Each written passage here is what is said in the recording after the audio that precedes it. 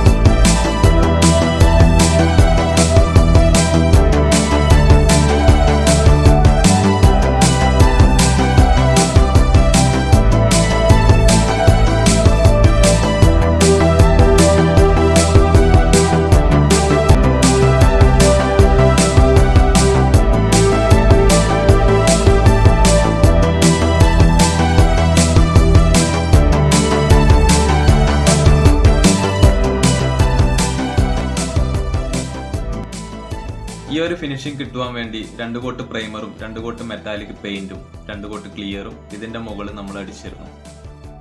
ഈ ഒരു മെറ്റാലിക് പെയിന്റിന്റെ പേര് സ്പാർക്ലിംഗ് ഒലീവ് ആണ്. KAPCIയിലാണ് എടുത്തിരിക്കുന്നത്.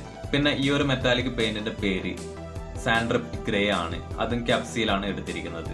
പിന്നെ ഇതിന്റെ മുകളിൽ അടിച്ചിരിക്കുന്ന ക്ലിയറും അതും KAPCI തന്നെയാണ് ഉപയോഗിച്ചിരിക്കുന്നത്. Yamaha RXZ റീസ്റ്റോറേഷൻ പാർട്ട് 1, 2 ഇതിന്റെ ലിങ്ക് ഞാൻ ഡിസ്ക്രിപ്ഷനിൽ കൊടുക്കാം.